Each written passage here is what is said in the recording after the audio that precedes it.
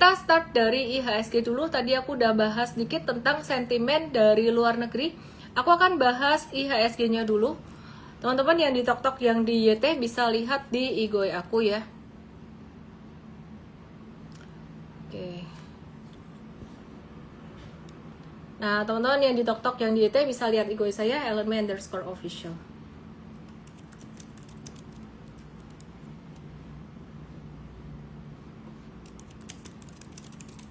Oke.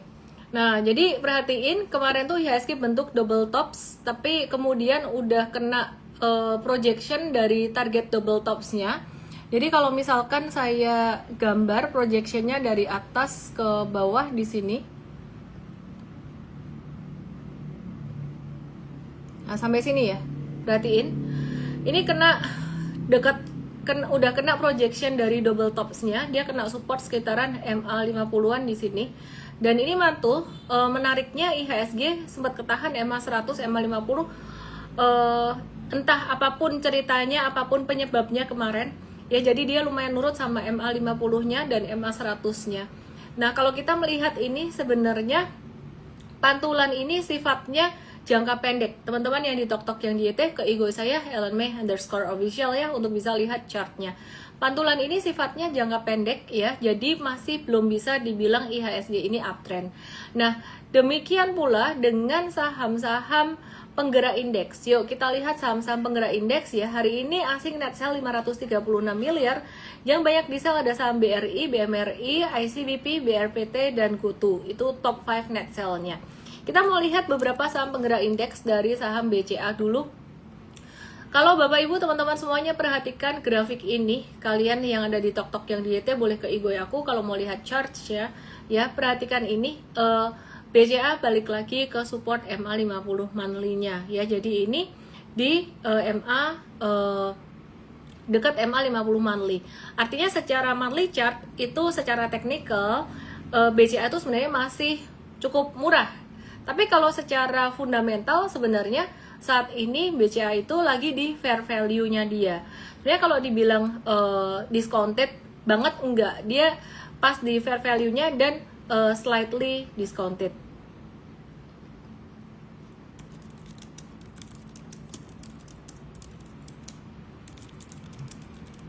Oke, nanti aku akan kasih lihat valuation-nya gimana ya. Nah, terus kemudian teman-teman kita akan lihat untuk saham BRI gimana. Jadi BCA ini sebenarnya kemarin kan kita bilang supportnya 8475, ternyata cukup kuat menahan selama 5 hari perdagangan, tepatnya mulai dari tanggal 23 Juni kemarin ya.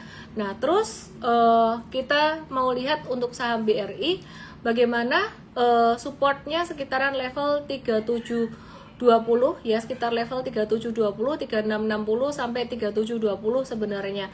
Dan ini juga cukup kuat untuk menahan selama beberapa hari terakhir.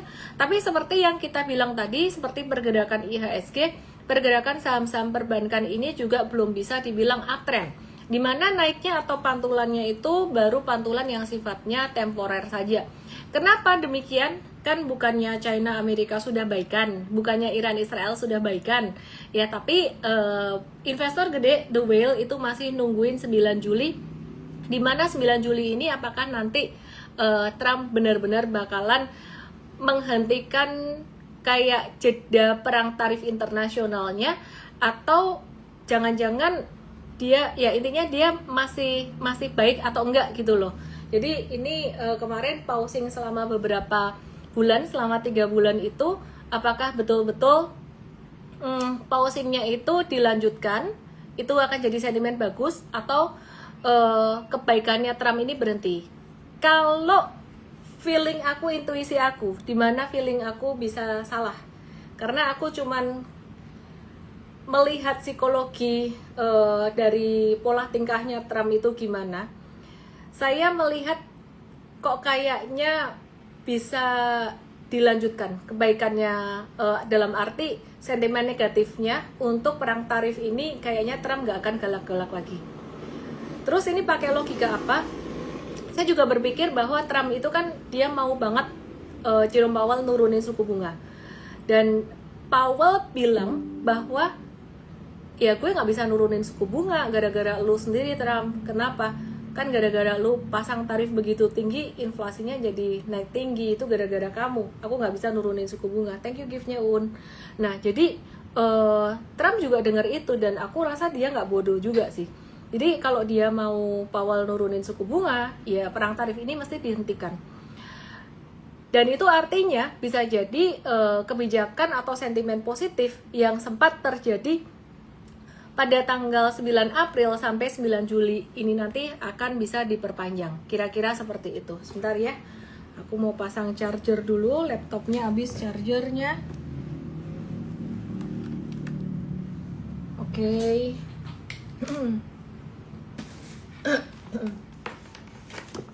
Sorry.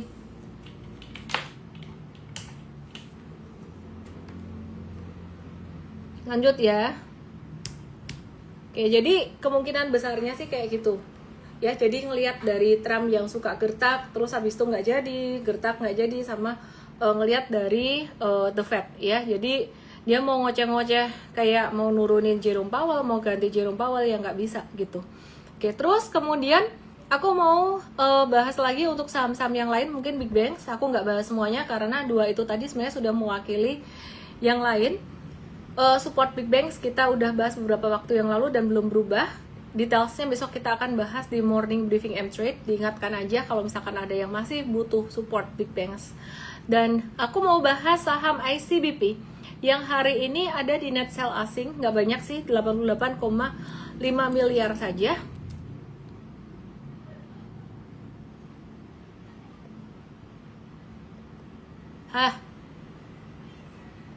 Nah, kita lihat ICBP yang di TokTok, yang di YT boleh ke IG aku @ellenmay_official. Nah, perhatikan di sini. Ini saham ICBP. Ini mirip juga sebenarnya kayak saham banking beberapa hari yang lalu, dia ketahan di supportnya 9950. Per hari ini dia membentuk pattern double bottom, tapi double bottomnya tuh kecil banget. Jadi sebenarnya kalau semakin kecil pattern itu akurasinya nggak terlalu oke gitu ya. Jadi misalkan dia naiknya juga sebentar doang. Menurut aku sih ini juga masih pantulan jangka pendek ya. Jadi ini sentimen positif menggerakkan saham-saham ini.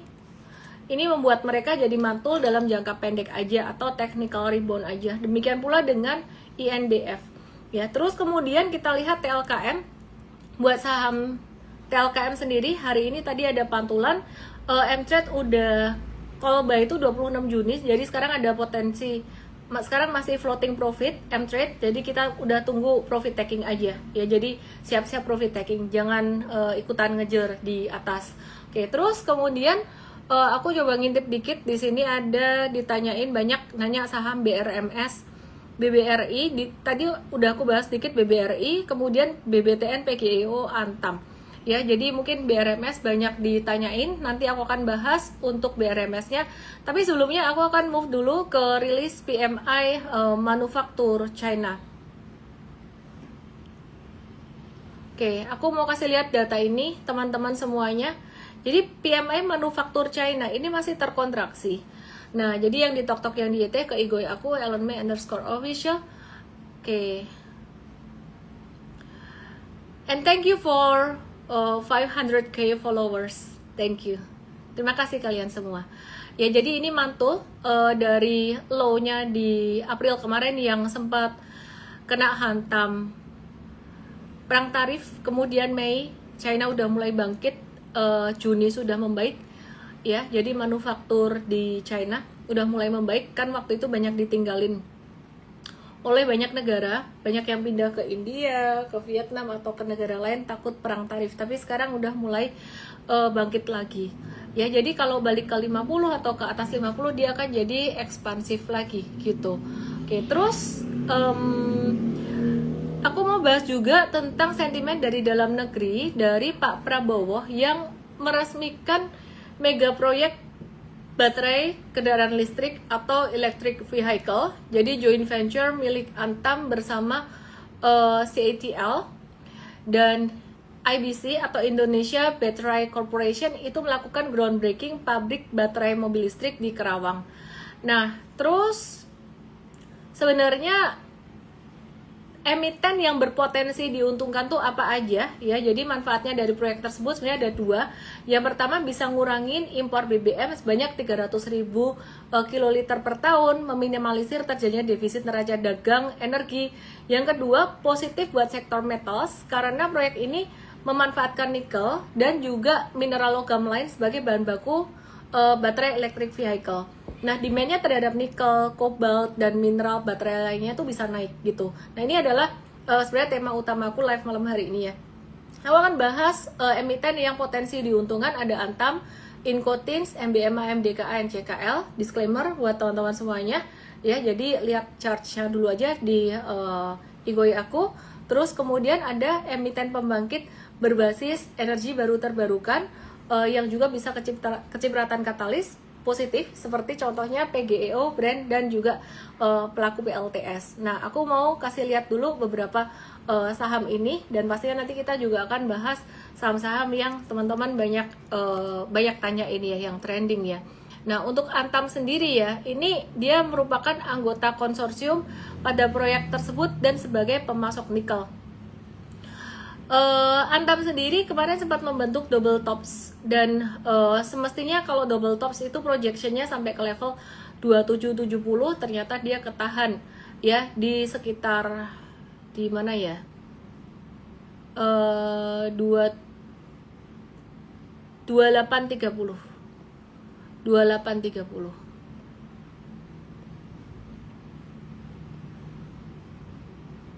Oke. Nah, kalau saya pasangin Fibonacci iseng aja sih sebenarnya di 2830 atau 2770 dekat area itu ada beberapa support di mana itu merupakan support projection dari double topsnya, projectionnya ke sini, terus kemudian dia kena Fibonacci 38% dan ini juga bekas high pada tanggal 8 Mei 2025.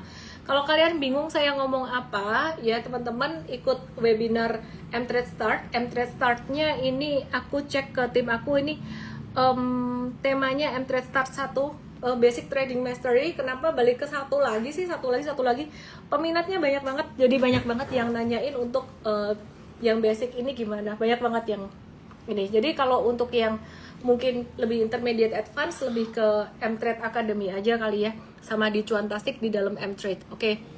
Kesimpulannya Antam area 2790 atau 2800-an ini merupakan area yang kita bisa watch. Tapi sekali lagi bentuknya Antam ini sebenarnya kalau melihat fasenya seperti metode super trader M-Trade ya, ini sebenarnya dia masuk ke fase 3 atau fase 4, malah udah fase 4 sejak dia breakdown dari 3170. Ini trennya udah mulai agak-agak turun. Dimana turunnya menurut aku ya masih normal gitu. Nah, mungkin teman-teman kalau yang nggak ngerti technical, nggak ngerti chart, mungkin akan comparing sini dan sana kayak, loh kok katanya Antam downtrend. Ya kata misalnya Antam downtrend, tapi kok kata si orang itu Antamnya uptrend gitu. Jadi kalian mesti benar-benar memahami. Nah, aku ajarin dikit cara bacanya gimana. Yang di TokTok yang di ke Igoi untuk bisa belajar baca chart sedikit saja. Kalau kalian time horizonnya gede ya, time horizon gede, seperti contohnya kalian melihat line warna biru ini, harga saham Antam masih di atas line biru yang aku tunjuk di sini. Ini artinya dalam jangka menengah panjang tuh memang dia masih uptrend. Tapi Antam tuh dia breakdown udah turun dari line merah ini, turun di sini. Artinya untuk time horizon jangka pendek dia lagi downtrend sebenarnya. Dan pantulan hari ini sifatnya pantulan yang sementara atau temporer aja. Jadi kalian mesti ngerti uptrend, downtrend, sideways itu dipandangnya dari time frame besar, menengah atau time frame kecil. Ya, jadi kalau dari time frame menengah panjang ini masih uptrend, tapi kalau time frame kecilnya dia sebenarnya lagi downtrend. Dan downtrendnya dalam jangka pendek ini merupakan satu retracement yang cakep atau area pullback yang cakep buat trader jangka menengah buat nangkep di bawah. Nangkep, ngerti ya teman-teman ya. Jadi saya lebih suka dia retrace atau pullback setelah dia naik uptrend daripada dia pullbacknya pas lagi downtrend gitu. Oke, nah terus nanti kita akan lihat harga emas juga gimana. Nah terus tadi emiten yang diuntungkan dengan Pak Prabowo meresmikan mega proyek baterai kendaraan listrik itu ada Inco dan Tins, di mana ada potensi naik karena kenaikan demand dari nikel dan timah untuk industri electric vehicle. Mari kita lihat Inco dan Tins. Oke. Nah, ini Inco gimana kabarnya Inco? Inco ini dia ada mantul ya di sini. Ini dia ketahan, dia tuh pernah kebentuk head and shoulders mirip banget kayak Antam ya. Terus dia mantul, dia ketahan di sini di area resistance-nya bekas jebol ini. Jadi sebenarnya kita ngelihat Inco ini dalam jangka pendek itu, perhatikan, saya kalau ngomong tren saya selalu kasih tahu time frame-nya. Yang di TokTok yang di YT boleh ke Igoi aku @LMA_official buat bisa lihat chart-chart saham-saham ini ya. Jadi kalau aku bilang dalam jangka pendek sih Inco ini kalian bisa, kalau bisa baca berdasarkan clue yang aku kasih tahu tadi, ini sebenarnya di bawah merah ini dia belum balik uptrend, dia tuh lagi sideways. Bahkan sebenarnya downtrend untuk jangka pendeknya. Jadi pantulan ini sifatnya kayak kayak apa ya, pantulan sementara aja. Nah tapi kalau untuk dalam jangka menengah panjangnya dia tuh sebenarnya masih uptrend, kira-kira kayak gitu. Nah jadi kalau misalkan Antam tadi pantulan atau retracementnya dianggap bagus, anggap cantik, memang dianggap wajar, apakah Inco ini retracementnya ini wajar atau enggak? Menurut aku sih masih wajar, karena 2 hari ini terjadi pantulan dan ini juga mirip banget plek keteplek sama Antam tadi, boso Jowo ya. Plek keteplek sama Antam, plek ketepleknya gimana? Dia ketahan di Fibo 38. Nah, yang lucu 38, 60 itu seringkali kesentuh terus kemudian naik beautiful ya, beautiful charts gitu. Jadi ini gak tak pas-pasin. Bukan saya juga yang ngegambar gitu, tapi memang psikologi di market seperti itu. Jadi that's why ketika kita pakai secara statistik, pakai beberapa cara ini secara historically, itu memang bisa berguna, memang bisa berhasil gitu ya, it works. Meskipun tidak ada yang namanya 100% kepastian dalam market. Jadi kita bisa melihat probability market arahnya mau kemana. Yang di TokTok yang di YT silahkan ke Igoi aku @LMA_official, dan di Igoi aku ada kamu bisa screenshot link untuk daftar buat M-Trade Start. Tapi kalau kamu pengen daftar M-Trade Start sendiri, bisa DM aku juga, ketik aja M-Trade Start buat dapat link untuk hari Sabtu nanti. Acaranya gratis tapi kuotanya terbatas. Banyak yang nanya BRI, nanti saya akan bahas ulang BRI ya. Jadi ada beberapa case to BRI, mungkin juga dari laporan keuangannya aku akan bahas, tapi tunggu dulu ya. Nah tadi aku udah bahas technically tapi ininya belum. Oke. TINS sama halnya dengan Antam dan Inco, ini sementara masih pantulan jangka pendek aja. Dan saya mencermati di tanggal 11 Juni TINS jatuh dengan volume gede. Terus kemudian di tanggal 26 dan 30 Juni itu pantulan yang volume transaksinya kecil, kurang lebih seperti itu. Jadi ini pantulan yang menurutku temporer, belum bisa dibilang dia confirm untuk naik, kurang lebih seperti itu ya. Makanya di M-Trade ya kita masih banyak wait and see untuk berbagai saham. Nah perhatikan untuk saham MBMA sendiri, M-Trade ini udah ada saham MBMA ya. Perhatikan per hari ini tadi kurang lebih cuannya sekitar 10-11% ya untuk jangka menengah. Jangka pendeknya kayaknya kita udah caw gitu. Nah jadi per hari ini tadi MBMA tuh cakep sebenarnya naiknya dengan volume transaksi tinggi. Jadi di M-Trade tinggal ngehold aja. Sekalian menjawab pertanyaan teman-teman yang masih pemula, better jangka pendek atau jangka menengah di M-Trade, saran aku sih coba dua-duanya. Kalau saya personally banyakan jangka menengah karena mentalku udah kuat dan udah terbiasa banget ya, udah terbiasa banget. Jadi kalau misalkan dia turun ada retracement, aku beli untuk jangka menengah, dia turun ada retracement tuh aku nggak stresan, kayak nggak takut rugi itu, aku nggak takut. Oke, yang di TokTok yang di YT langsung aja ke Igoi biar kamu tahu kenapa tadi aku bilang patternnya MBMA very beautiful. Disclaimer, bukan lagi suruh kamu beli ya. Jadi M-Trade udah ada, M-Trade udah review buy dari tanggal 23 Juni yang lalu. Nggak best price, bestnya kan di bawah sampai di low 374. Dan di sini saya kita semua embrace ketidakpastian di dalam market. Nggak bisa benar-benar kamu dapat di bottom term dan jualnya di puncak cak gitu. Kadang-kadang kita bisa dapat di bottom banget, kadang-kadang kita nggak bisa gitu ya. Kadang kita bisa jual di puncak pas di pucuan, tapi kadang nggak bisa ya. Jadi just embrace aja, judulnya yang penting di net semuanya cuan ya. Jadi kadang ada pembatasan resiko juga gitu ya, atau stop loss. Nah ini MBMA. Terus kemudian MDKA, Kita mau lihat MDKA ya, jadi teman-teman perhatikan buat MDKA. Sementara kita baru masuk untuk jangka pendek, mungkin akan ditambahkan untuk jangka menengahnya, untuk cara jualnya jangka menengahnya. Sebenarnya MDKA best price-nya sekitaran level 17.95. Tapi beberapa hari yang lalu ketika dia kena 17.95 di sini, ini secara chart kita ngelihat masih ada potensi risiko, jadi kita wait and see dulu gitu. Makanya tadi kita masuk, jadi ini bukan telat atau gimana, tapi kita justru malah mengantisipasi risiko, kurang lebih kayak gitu. Nah, jadi MBMA dan MDKA chartnya kurang lebih mirip, tapi MBMA-nya menurut aku sih lebih menarik. Nah, disclaimer teman-teman semuanya ya, jadi kalau Antam, Inco, dan Tins tadi pantulan jangka pendek, volumenya nggak terlalu gede. Ini MBMA, MDKA volumenya kelihatan lebih gede. Oke ya.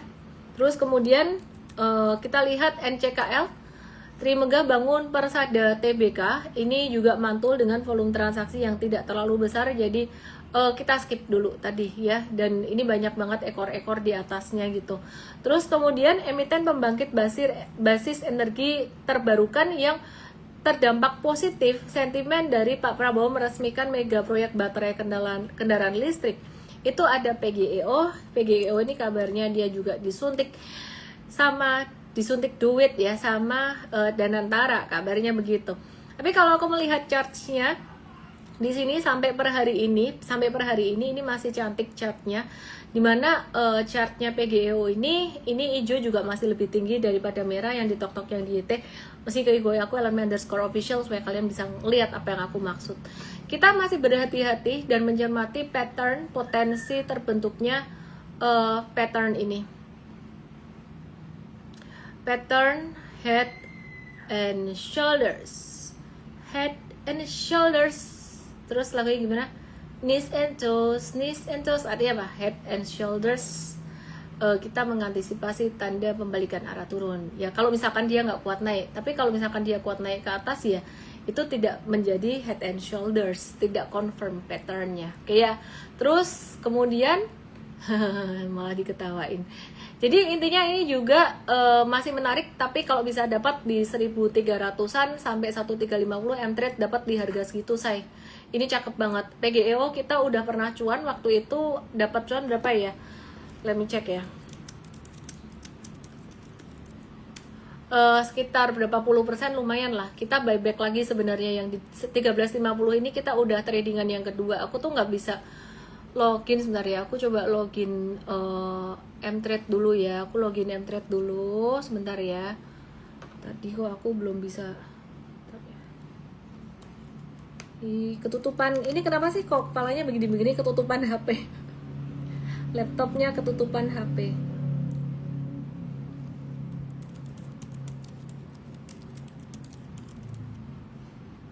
Sebentar, passwordnya adalah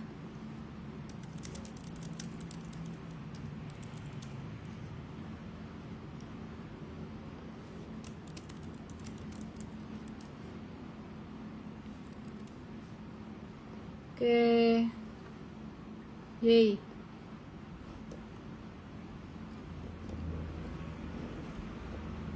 Bentar ya, aku mau buka M-Trade Stock Picks. Yay, bisa.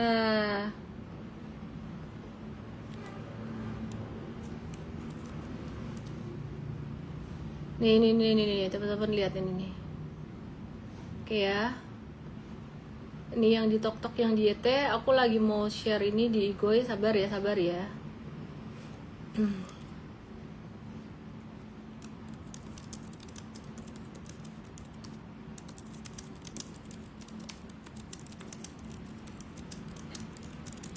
Oke, terus kemudian ini teman-teman.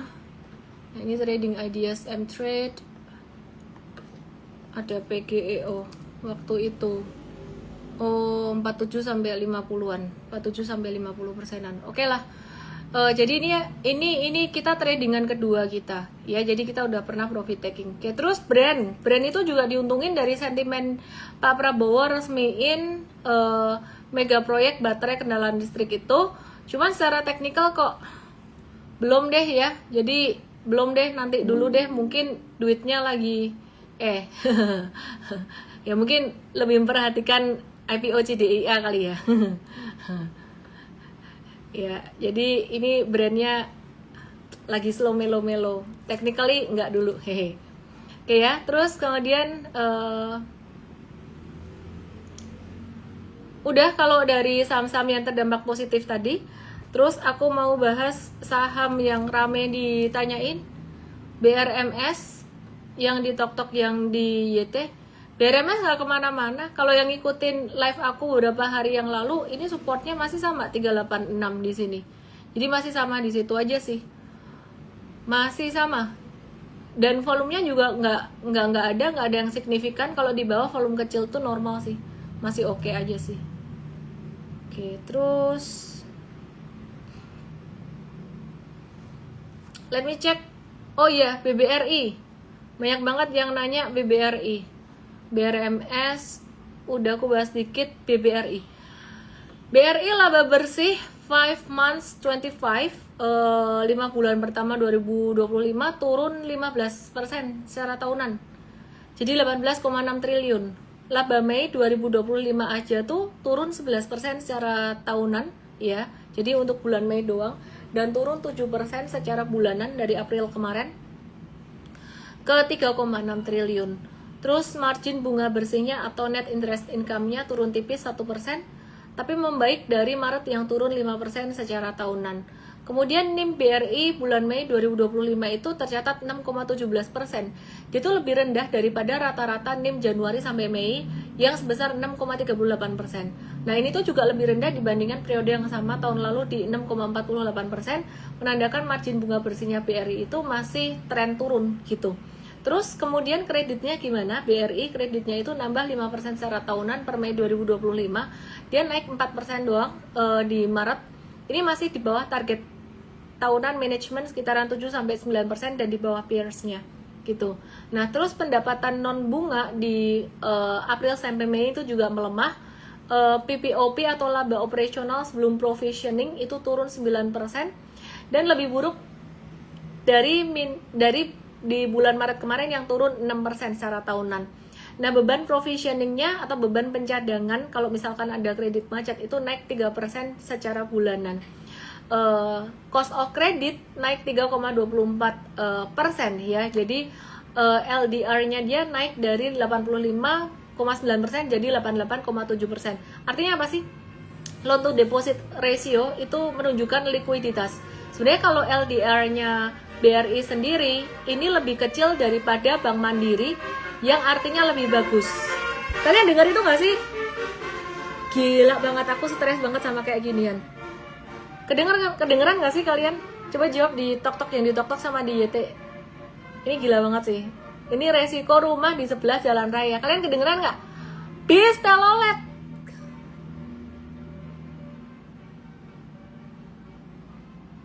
Oke. Udah pergi ya Tuhan, ya Tuhan. Dah, tadi sampai mana? Loan to deposit ratio BRI lebih rendah daripada Bank Mandiri ya, tapi masih bagusan BCA pastinya. Jadi likuiditasnya BRI lebih bagus daripada Bank Mandiri sebenarnya. Kira-kira kayak gitu. Terus, nah soal BRI ini tadi ada berita KPK itu Banderpol ya dengeran ya. KPK tuh ada menyelidiki kasus dugaan korupsi pengadaan EDC gitu ya. Jadi saat ini tuh lagi diselidiki. Anyway, impact-nya apa buat saham BRI? Jadi KPK tuh lagi manggil mantan wakil direktur utama BRI Catur Budiarto. Resiko tinggal pinggir jalan gede, enak aja deket tikungan. Oke ya, aku langsung aja ke impact harga sahamnya gimana ya. Impact harga sahamnya kalau sampai BRI-nya turun, itu sebenarnya menurut aku justru malah jadi kesempatan buat long term investing. Karena kalau ini long term investing ya, jangan diadu domba sama yang apa ya, view-nya gak bisa ngelihat secara long term investingnya gimana. Aku kan trading dan investing, aku udah bisa separate, udah bisa pisahin mindsetnya. Jadi kalau untuk yang trading, aku lebih suka trading saham-saham komoditi, dan itu M-Traders juga udah tahu itu. Jadi saham-sahamku juga mirip sama kayak saham-sahamnya M-Trade, lebih ke sektor komoditi. Kalau trading banking, aku lebih ke mungkin ke BCA, sama-sama nunggu jatuhnya. Nah, kalau BRI ini sebenarnya teman-teman, kalau ada sentimen negatif kayak gitu, dan ini mungkin masih ada terbuka kemungkinan BRI bisa turun sampai mungkin 36, kemungkinannya meskipun tidak besar. Itu jadi kesempatan kalian yang suka nabung saham dalam jangka panjang sih. Kemarin waktu dia bagi dividennya juga cukup lumayan. Nah, kalian jangan bandingin lah ya sama trading saham, trading kripto. Mungkin ada yang bilang trading kripto lebih cuan. Enggak sih. Menurut aku sih sebenarnya dua-dua sama-sama bikin cuan dan bisa sama-sama bikin bangkrut sih, gitu ya. Jadi saham kripto ya semua ada resikonya, cuman memang kalau kripto tuh pergerakannya lebih cepat aja gitu, jadi mau naik mau turun lebih cepat. Jadi aku long story short, sebenarnya sentimen kayak gini ini jadi sentimen positif buat long term. Oke. Nah, aku mau kasih lihat sedikit untuk valuation big banks. BMRI itu di 5 years average. Jadi valuasinya tuh benar-benar di fair value-nya dia. Nah, BNI di standar deviasi -1, artinya sedikit terdiskon. Kemudian BRI terakhir ya. BCA sedikit di bawah harga rata-rata, mirip kayak Bank Mandiri, dia valuasinya agak tergolong mahal. Kalian kalau ngelihat cuman PBV doang, paling kecil angkanya kalau saya nggak salah ingat BNI, habis itu BMRI, habis itu BRI, habis itu paling tinggi BCA. Nah, aku ngelihatnya berdasarkan historical, bukan cuman PBV dibandingin saham per saham dibandingin PBV-nya gitu, enggak.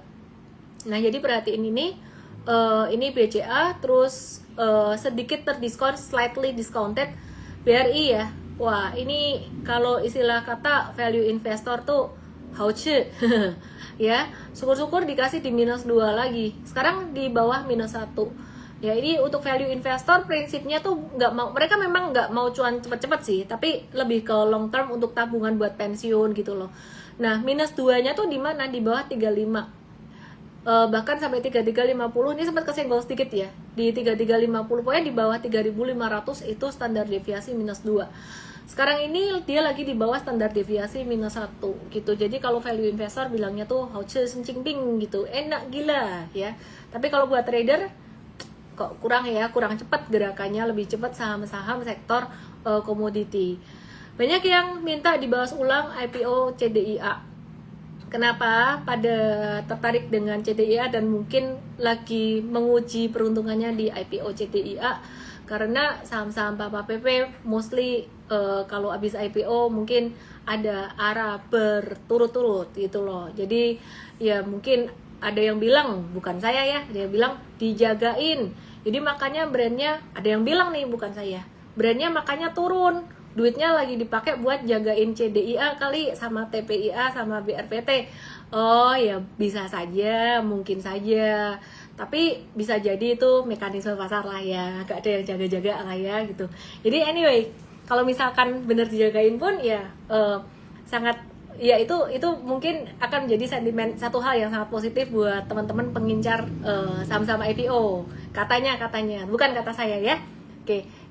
Ya, jadi mohon maaf kalau misalkan salah gitu ya. Setelah kabar IPO-nya rame awal tahun, akhirnya hari ini CDIA tuh ngerilis prospektusnya ya, dan saya bahas lagi, bukan mau bom disclaimer, tidak merekomendasi saham IPO apapun karena ilmu kita pakai teknikal gak bisa ngebaca chartnya. Tapi kalau pakai jurus titen ya Papa PP kok sering jagain, katanya lagi. Detail IPO, jumlah saham yang ditawarkan 12,48 miliar lembar saham, harga book building 170 sampai 190, potensi dana yang didapat sekitar 2,12 triliun sampai 2,37 triliun. Penggunaan dana IPO-nya itu nggak dipakai buat bayar utang. Menariknya, seluruh dana bakal dialokasiin buat pengembangan dan ekspansi. Katanya begitu. Jadi 871 miliar buat anak usahanya CSI and MIM buat beli kapal baru dan operasional. 1,5 triliun buat anak usahanya CSP and CCP buat bikin tangki penyimpanan, pipa ethylene dan fasilitas lainnya. Terus CDA ini anaknya TPIA 66%. Milik Pak Prayogo Pangestu atau yang kalian sering kali sebut Papa PP ya. Sampai ada tuh stiker saya dikirimin teman saya, tak supirin yuk, yang nyupir mukanya, wih ternyata kernetnya ini, yang nyupir Papa PP mukanya, waduh bikin stiker kayak gitu tuh teman saya ya. Nah oke. Jadi CDIA bergerak di bidang investasi infrastruktur ya, termasuk energi, air, kepelabuhan, dan juga penyimpanan serta logistik. 4 pilar bisnisnya tuh ada 79%, energi, logistik 5,5%, kepelabuhan dan penyimpanan itu 4,67%, air 16,58%. Kinerja keuangan aku mau share charts-nya langsung aja teman-teman yang di TokTok, yang di YT langsung aja ke Igoy. Laba bersihnya naik kenceng, aku mau share charts-nya ya. Ini lebih karena faktor non operasional, misalnya pendapatan keuangan naik hampir 20 kali lipat. So thank you to my team yang sudah provide saya this data ya. Karena nggak mungkin aku ngecekin semuanya sendirian ya. Ya, jadi pendapatan keuangan naik hampir 20 kali lipat. Ini berasal dari pendapatan bunga obligasi, deposito, dan tabungan. Dan ada juga pendapatan dari aset keuangan dari nihil, jadi 11,3 juta US dollar. Nah, teman-teman bisa perhatikan di sini. Ini untuk pendapatan dan laba bersihnya. Ini pendapatannya dia naik 34,8% dan size perusahaan ini lumayan gede. Terus laba bersihnya dia naik ini ya sekitaran 16.900% gitu. Nah aku nggak ngerti deh ini bakalan gimana, tapi kemungkinan besar ya bakalan bisa uptrend. Dan disclaimer ya, disclaimer and disclosure, saya tidak punya saham ini, jadi saya juga tidak punya kepentingan apa-apa terhadap saham ini. Oke ya, untuk profitabilitas and net profit margin 32%, ROI 4,4%, ROI-nya tipis ya. Jadi istilahnya setiap 100 rupiah modal pemegang saham itu cuma dapat untung 4,4 gitulah istilahnya ya. ROA, return on assetnya 3% juga tipis, meskipun net profit marginnya lumayan tebal 32%. Debt to equity ratio 0,44 kali, artinya rasio utang terhadap ekuitasnya dia tuh lebih kecil dibandingin modal. Dan ini termasuk aman dan sehat, nggak mengandalkan utang gede. Aku mau compare ya, bandingin dengan valuasi dengan beberapa emiten yang sejenis. Teman-teman bisa lihat di sini. Ini kontennya M-Trade. Jadi so thanks to my team, perhatikan di sini. Iya. Ini dibandingin dengan AADI, Ratu, yang di TokTok yang di YT ke Igoy aku. CBDK, CDIA ya. Jadi ini PI rata-rata industrinya AADI itu 5-6 kali, itu valuasinya 2,9 kali. Murah ya AADI ya. Ratu fair value di sini. CBDK valuasinya agak mahal waktu itu, dan ini valuasi saham IPO ya, jadi bukan ngebandingin dengan satu sektor yang sama sebenarnya. Jadi valuasi saham IPO dibandingin dengan sektornya atau rata-rata industrinya.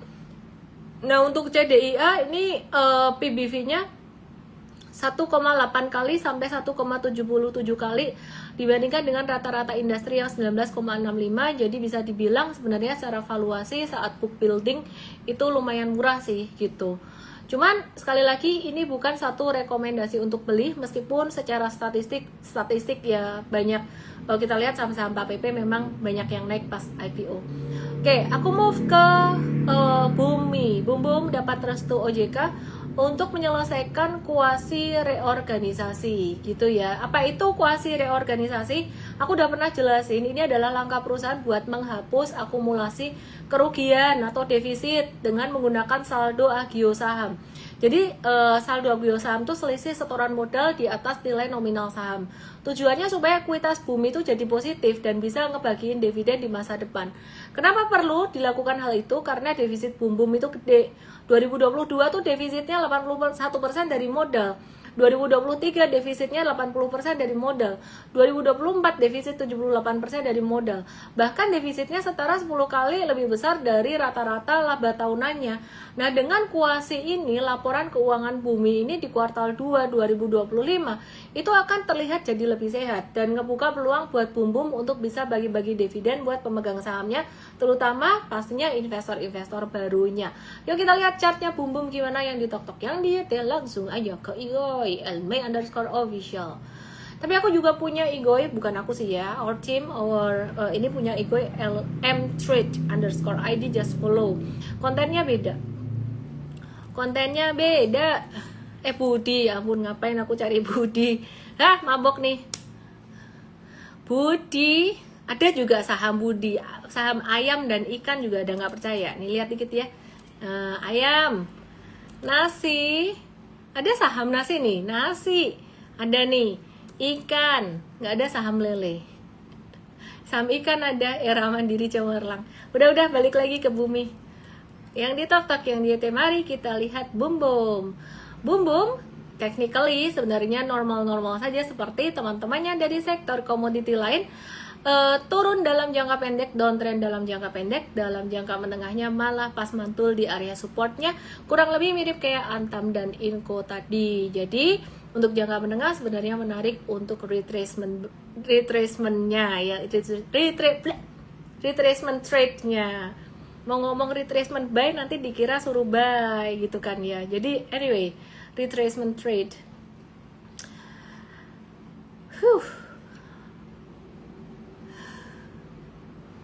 Dan antara melarang BUMN mengganti pengurus dan tunda aksi korporasi.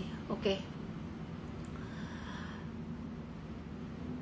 Banyak utang obligasi jatuh tempo di kuartal 3 2025. BRI jatuh tempo 20 Juli di 2 triliun.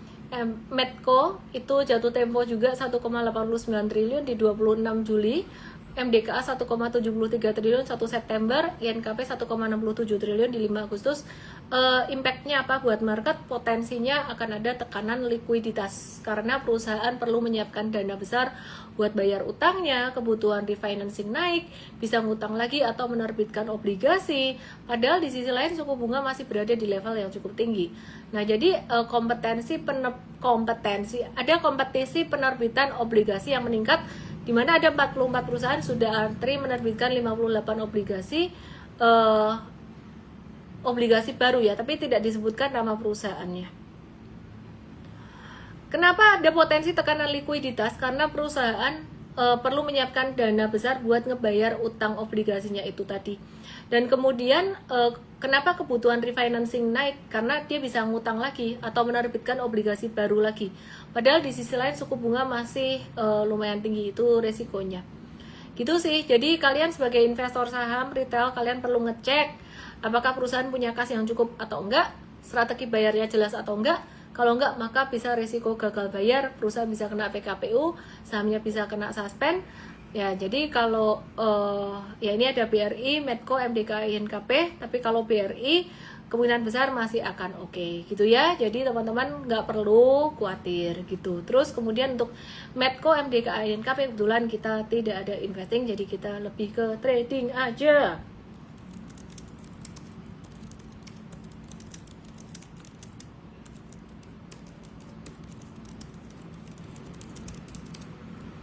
Oke. Sementara itu dulu yang saya mau bagiin, update program calling dan lain-lain. Aku mau bahas kripto sedikit. Follow lah IGOI-nya Cryptofolio, CRYPTO Folio. Aku mau bahas XRP. Kita lihat Bitcoin ya. Udah lama kita nggak bahas kripto di live.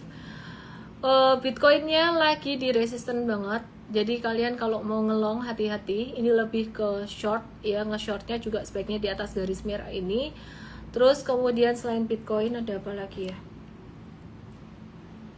Ethereum. Ini juga aku ngeliat pantulan sesaat doang, ini bisa ada turunan lagi. Jadi kalau aku bahas lebih detailnya di Bitcoin aja ya. Disclaimer, aku nggak lagi suruh kalian buat trading Bitcoin ya. Aku nggak suruh kalian apapun, aku cuman menganalisis karena aku suka aja menganalisis di sini. Oke, jadi kalau saya lihat BTC ini lagi di satu kena satu resisten yang kuat, tiap kali kena garis merah ini dia mantul, yang ditok-toknya ini langsung aja ke igoi. Nah di sini kalau teman-teman lihat, aku suka pakai chart intraday buat seandainya mau action gitu ya, mau nge-short ya. Sekali lagi ini bukan trading recommendation gitu ya. Jadi kalau ada pantulan sedikit ke area 108 di area ini atau 108 ke atas ya, ini kalau misalkan mau nge-short maka untuk profit takingnya kita pakai time frame kecil ya. Jadi ini ada time frame 30 menitan, time frame 15 menit, aku tarik garis biasanya kayak gini. Nah, jadi tunggu pantulan dulu sedikit ke atas untuk retracement atau pullback buat nge-short, profit takingnya sekitaran di sini. Nah, kalau dilihat dari chart daily kayak gini ya. Jadi kalau misalkan kalian nggak ngerti apa yang aku omongin, kalian harus belajar dulu. Startnya dari M-Trade Start, Basic Trading Mastery, ini bisa buat trading apapun. Langsung aja belajar hari Sabtu tanggal 5 Juli jam 10 pagi ya. Jadi teman-teman bisa DM saya M-Trade Start untuk dapetin linknya. Oke deh, selesai sudah live malam hari ini. Menyelekilidiki, ini siapa yang bilang sih? Welawe, ya ampun. Jangan diledekin dong saya dong. Menyelekilidiki katanya. Udah. Oke, thank you semuanya. Selamat malam semua. Ada Beatrice, Mahatma, Steph, Gani, Asung, Baby Glow, Baby Crunch. Kenapa baby di sini baby, di sini baby. Cahyadi nanya Breeze.